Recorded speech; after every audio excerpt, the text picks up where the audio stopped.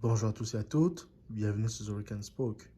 Les amis, j'ai encore l'immense plaisir de vous retrouver aujourd'hui afin d'évoquer l'actualité sportive du moment, notamment la rencontre ayant opposé l'Olympique de Marseille au Paris Saint-Germain.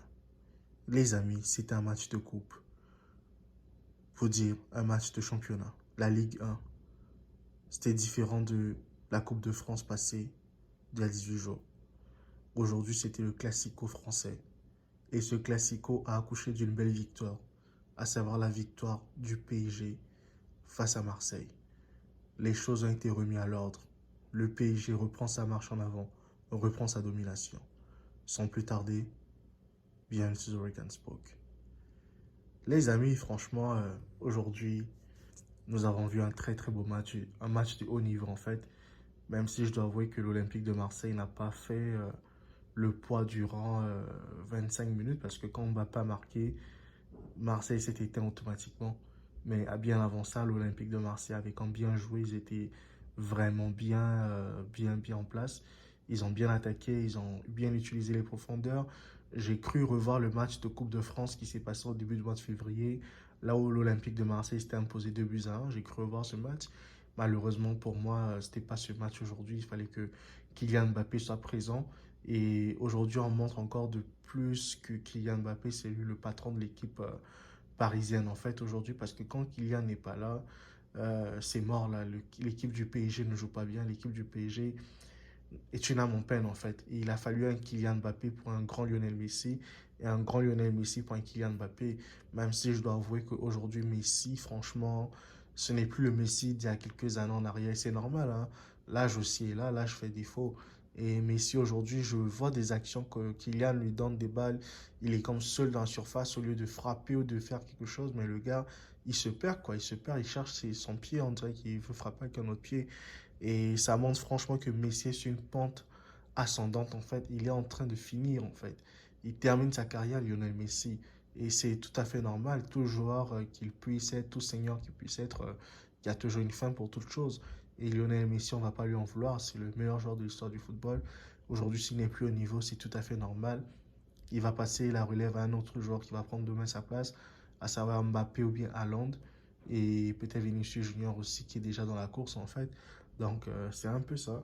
Mais sinon pas les Marseillais, franchement ce match, ils n'ont pas démérité au début, mais après quand ils ont encaissé 2 buts coup sur coup, ben ça les a fait regresser, ils ont baissé d'intensité, ils se sont fait absorber et puis le PSG a déroulé son match.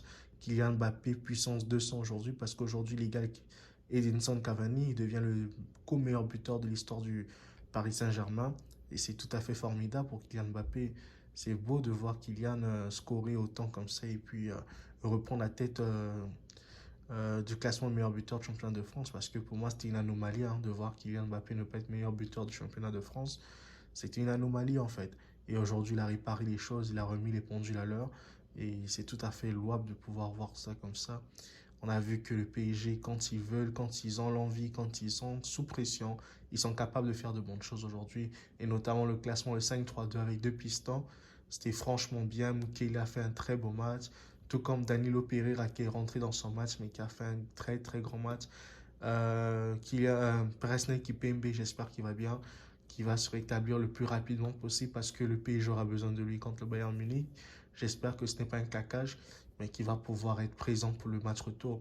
Et bon, il y a d'autres personnes qui disent que le PSG joue mieux sans Neymar. C'est peut-être vrai, c'est peut-être, je vais dire peut-être vrai que Paris joue mieux sans Neymar. Mais Neymar reste Neymar, les gars. On va pas quand même enlever Neymar de ce collectif et dire que le PSG n'a pas besoin de Neymar, ce serait faux. Paris a besoin de Neymar. Je pense que les trois devraient se compléter en fait avec ce genre de rencontre comme celle d'aujourd'hui. Neymar aurait pu aussi scorer même 2 buts là, dans ce genre de match. Mais bon, c'est tout à fait bien parce qu'aujourd'hui, on a vu une rencontre dans laquelle Marquinhos est même monté, les gars. Marquinhos, il a fait des débordements, il va même frapper jusqu'au but. De peu, ça rentrait. De peu, Marquinhos marquait son but là. Mais bon, ça n'a pas été le cas et félicitations hein, au Paris Saint-Germain. J'ai cru voir le match de Liverpool-Real Madrid, hein. Franchement, tellement il y avait les espaces, tellement Marseille n'a pas contrôlé son match. Et on peut aussi voir que ce qui a fait défaut aujourd'hui à Marseille, c'est l'absence de Chancel Bemba. Franchement, son absence était préjudiciable à l'Olympique de Marseille. Eric Bertrand Bailly, tout bon défenseur qu'il est, je pense qu'il est à court de minutes. Ça se voit qu'il n'est pas en forme, Bailly, parce que il a quand même manqué, je ne sais pas si c'est 7 ou 8 matchs là, pour suspension, et revenir comme ça dans un grand match face à Kylian Mbappé. C'était pas gagné pour Bailly, mais il s'est battu, il s'est vraiment battu, il s'est bien défendu. Il a tout donné en défense avec Balerdi, mais bon. Aujourd'hui, Paul Lopez nous a montré son vrai niveau, celui qui prouve qu'il n'est pas plus fort que Mandanda, hein.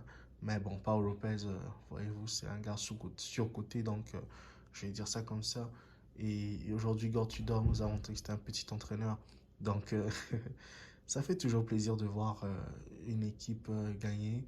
Et bon, j'espère que les Marseillais se relèveront et qu'ils pourront aller gagner la Coupe de France cette année et qu'ils vont faire plaisir au peuple marseillais parce que, vous savez, à Marseille, le football, c'est une institution. Donc, il faut que Marseille au moins gagne un trophée parce que je crois que le dernier trophée de l'Olympique de Marseille remonte peut-être à 2011 ou 2008 là-bas. Donc, ça fait quand même longtemps.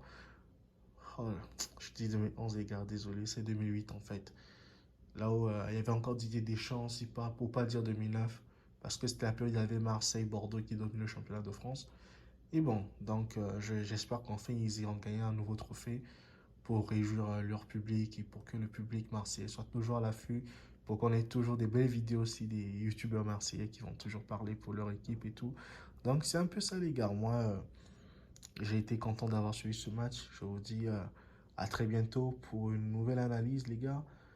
Si vous avez aimé cette vidéo, n'oubliez pas de liker, commenter, partager les amis, partager autour de vous afin qu'un grand nombre de personnes puissent s'abonner à notre chaîne.